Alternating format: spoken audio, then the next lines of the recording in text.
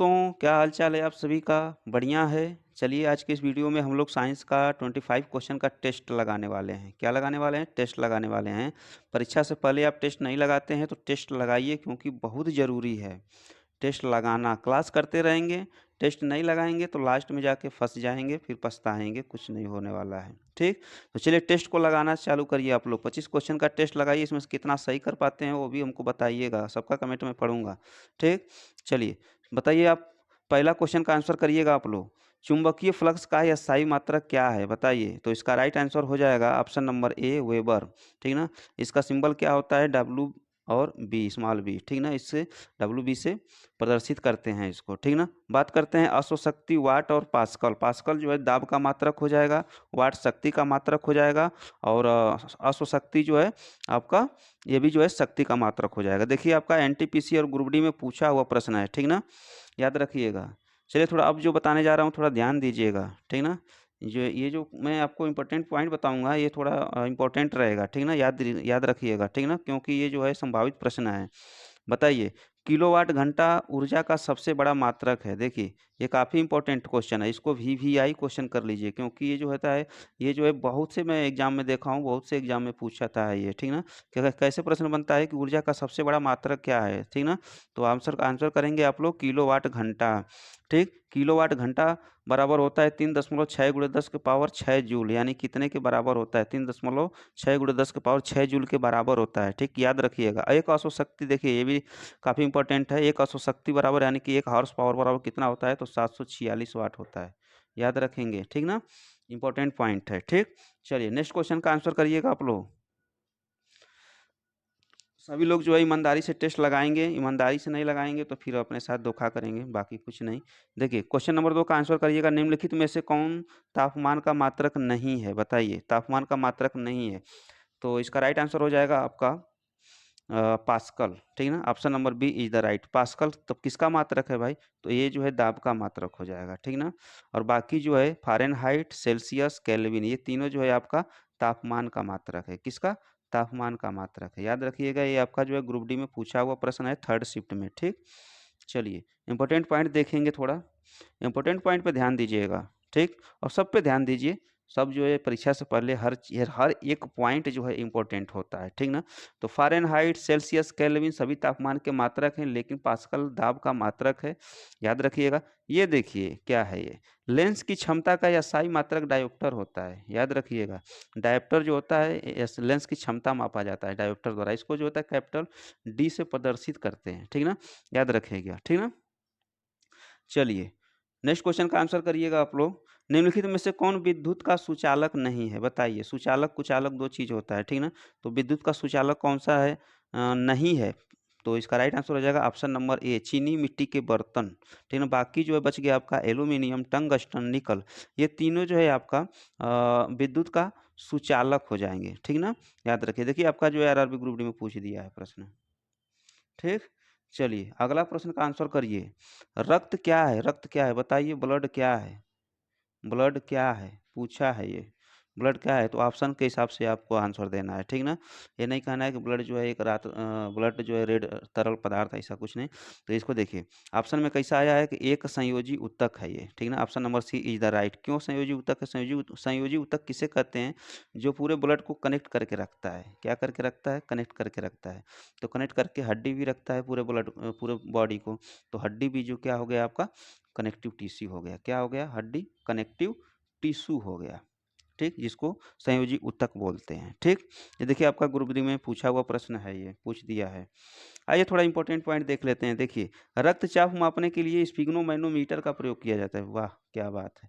देखिए स्पिग्नोमैनोमीटर काफी important question, VVI question, याद रखिएगा। ठीक, खून में हीमोग्लोबिन का पता लगाने के लिए हीमोग्लोबिन मीटर का प्रयोग किया जाता है। ये भी आप लोग याद रखिएगा। हीमोग्लोबिन में देखिए एक प्रश्न बनता है, थोड़ा ध्यान दीजिएगा यहाँ पे।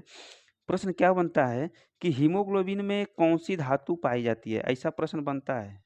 हीमोग्लोबिन में कौन सी धातु पाई जाती है? बहुत मैं देखा हूँ, बहुत से एग्जाम में पूछता है, तो उसमें सीधा सा आंसर करेंगे आप लोग कि आयरन धातु पाई जाती है। कौन सी धातु पाई जाती है? आयरन धातु पाई जाती है। आयरन का परमाणु क्रमांक कितना होता है? तो 26 होता है, ठीक ना।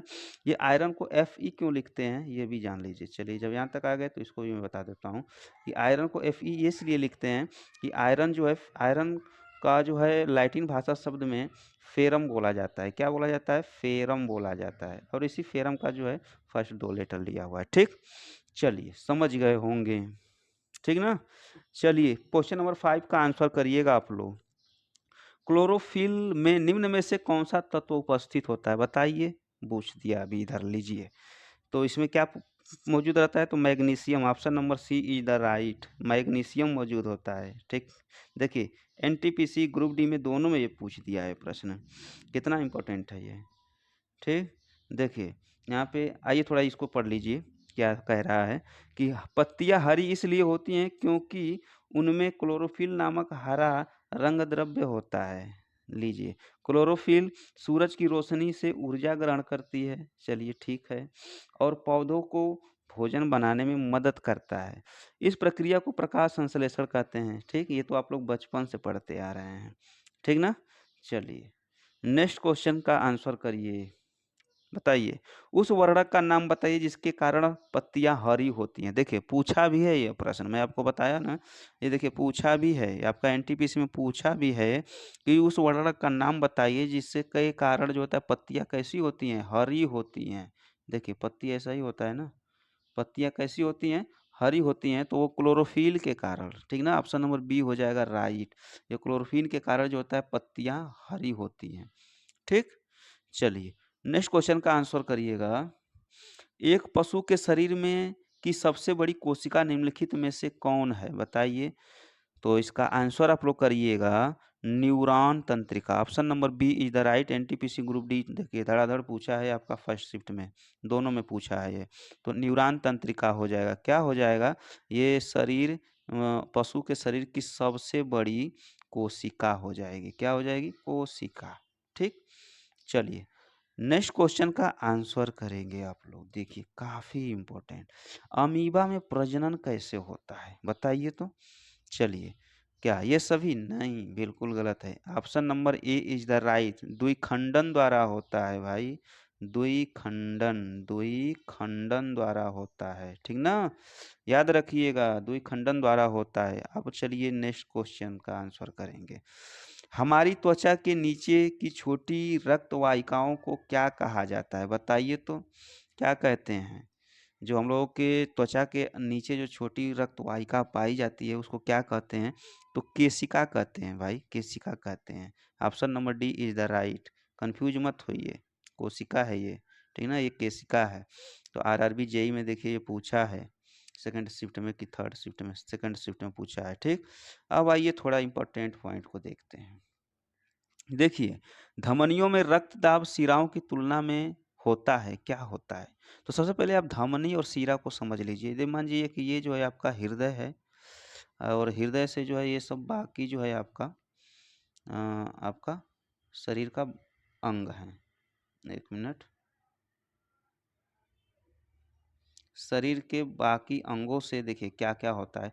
देखिए, धमनी का काम क्या होता है कि हृदय से जो है ऑक्सीजन युक्त रक्त को जो है शरीर के सभी अंगों तक पहुंचाने का काम होता है, ठीक ना। ये धमनियों द्वारा जाता है, ठीक। और लेकिन शिराओं से जो है, शिराओं से शरीर के सभी अंगों से जो है ब्लड को हृदय तक ले जाने का काम जो होता है शिराओं का होता है, ठीक ना। शिराओं का काम होता है, यही इन दोनों का काम होता है। तो यही प्रश्न पूछा है कि ब्लड धमनियों में रक्त दाब जो है शिराओं की तुलना में होता है, क्या होता है? मतलब अधिक होता है कि कम होता है? तो इसका आंसर हो जाएगा अधिक होता है, ठीक ना। ये जो होता है हृदय से शरीर के सभी अंगों तक जो है रक्त को पहुंचाता है, ठीक। इस वजह से इसका अधिक होता है, ठीक है। देखिए, आपका आरआरबी ग्रुप डी में पूछा भी है। अब आंसर करेंगे क्वेश्चन नंबर 10 का। चलिए बताइए, इसका आंसर करिए। नाक से रुधिर का बहना, बताइए। नाक से अगर खून बहने लगता है उसको क्या कहते हैं? बताइए। नाक से खून का बहना क्या कहलाता है? तो इसका आंसर हो जाएगा एपीटेक्सिस, एपीटेक्सिस कहलाएगा, ठीक ना। ये नाक हो गया, ये नाक से खून बहने लगता है, ठीक। आंसर करेंगे क्वेश्चन नंबर 11 का, करिए। यूरिया किसके विघटन के उत्पादन से बनता है, बताइए। किसके विघटन से बनता है? तो अमीनो अम्ल।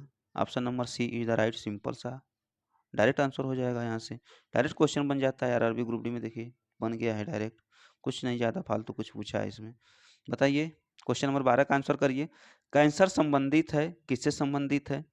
तो ऊतकों की अनियंत्रित वृद्धि से संबंधित है कैंसर, ठीक ना, याद रखिएगा। ये आपका आरआरबी ग्रुप डी में पूछा हुआ प्रश्न है। चलिए नेक्स्ट क्वेश्चन का आंसर करेंगे आप लोग, करिए। जयपुरी पैर का आविष्कार किसने किया था, बताइए किसने किया था? तो इसका राइट आंसर हो जाएगा option number A, doctor Pramod Karan Sethi ने किया था भाई, जयपुरी पैर का आविष्कार। ओके, याद रखिएगा, एक एक पॉइंट याद रखना है, जब तक एग्जाम ना हो जाए तब तक नहीं। तो एक क्वेश्चन से जब आप छटेंगे तो आपको इस वीडियो का याद आएगा, ठीक ना। तो मैं नहीं चाहता हूँ कि आप लोग जो है एक दो क्वेश्चन से छटें, आप जो है एक दो क्वेश्चन, 4 क्वेश्चन 10 क्वेश्चन एक्स्ट्रा लाएं मेरिट लिस्ट से। चलिए नेक्स्ट क्वेश्चन का आंसर करिएगा। रेटिनल मुख्य रूप से डैश से संबंधित है, तो ये किससे संबंधित है? विटामिन ए से संबंधित है।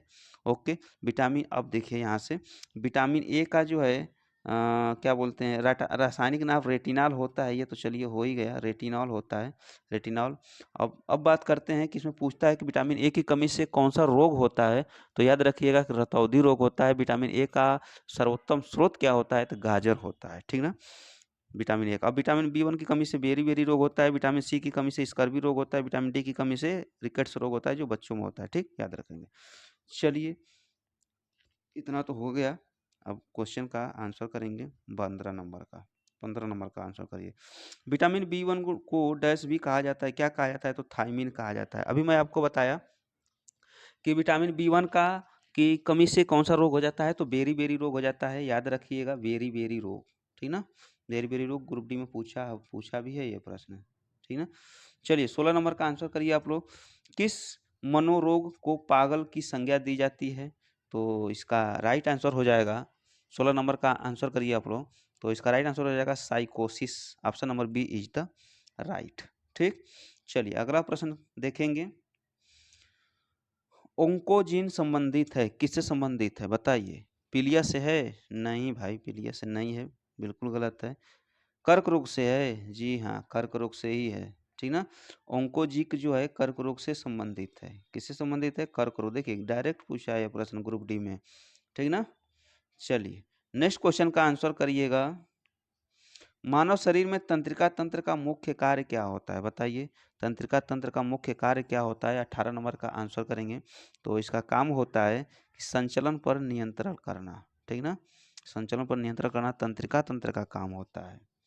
चलिए क्वेश्चन नंबर 19 का आंसर करेंगे। निम्नलिखित में से कौन सा मानव शरीर का सबसे बड़ा अंग है, बताइए। तो इसका आंसर करेंगे आप लोग त्वचा। जी हाँ, त्वचा होता है मानव शरीर का सबसे बड़ा अंग। और सबसे बड़ा जो होता है ग्रंथि होती है यकृत, याद रखिएगा। ये ग्रंथि, और इसमें जो है भूलना नहीं है, ठीक ना, ये अंग है और ये ग्रंथि है, ठीक। चलिए ये आपको आंसर करना है। अब निम्नलिखित में से कौन सा ऊर्जा उत्पन्न करने के लिए जिम्मेदार कोशिका का पावर हाउस है, बताइए।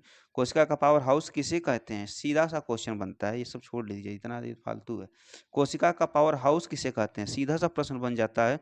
तो माइटोकॉन्ड्रिया को कहा जाता है, याद रखिएगा, माइटोकॉन्ड्रिया को कहा जाता है, ठीक ना। चलिए नेक्स्ट क्वेश्चन का आंसर करिएगा। प्रकाश संश्लेषण में पौधों द्वारा निम्न में से कौन सी गैस उपयोग की जाती है, बताइए। 21 नंबर का आंसर करिएगा आप लोग। तो इसका राइट आंसर हो जाएगा कार्बन डाइऑक्साइड, ठीक। किसकी प्रयोग की जाती है? कार्बन डाइऑक्साइड की प्रयोग की जाती है, ठीक। इसका सूत्र होता है CO2। ये जो होता है वायुमंडल में कितने प्रतिशत पाया जाता है? तो 0.03% पाया जाता है, ठीक ना, याद रखिएगा कार्बन डाइऑक्साइड, ठीक। चलिए नेक्स्ट क्वेश्चन का आंसर करिएगा। हरे फलों को कृत्रिम ढंग से पकाने हेतु प्रयुक्त गैस कौन सा है, बताइए। आंसर करिए। तो इसका राइट आंसर हो जाएगा 22 नंबर का राइट आंसर हो जाएगा आपका acetylene. Option number D is the बिल्कुल राइट। सही ऑप्शन दिए, सही किए, सही है। 23 नंबर का करिए। चलिए, निम्न में से रबड़ का स्रोत कौन सा है बताइए। तो इसका आंसर करेंगे आप लोग hevea. Option number C is the right. Next question का आंसर करिए। शब्द जाइलम का गठन किसने किया था। तो इसका राइट आंसर हो जाएगा ऑप्शन नंबर बी, नजेली ने किया था। अब चलिए इस वीडियो का लास्ट क्वेश्चन। मधुमेह के उपचार में क्या उपयोगी होता है बताइए। तो इसका आंसर हो जाएगा इंसुलिन। जी हाँ, इंसुलिन। इंसुलिन मधुमेह के उपचार के में प्रयोग किया जाता है। ठीक, चलिए इस वीडियो में बस इतना ही। आप लोग कितना सही किए बताइए। पहले आप कमेंट बॉक्स में बताइए, मैं सबका कमेंट देखूंगा, ठीक ना, किसी का कमेंट नहीं, और सबका जो है जवाब भी दूंगा। चलिए इस वीडियो में बस इतना ही, मिलते हैं नेक्स्ट वीडियो में, तब तक के लिए जय हिंद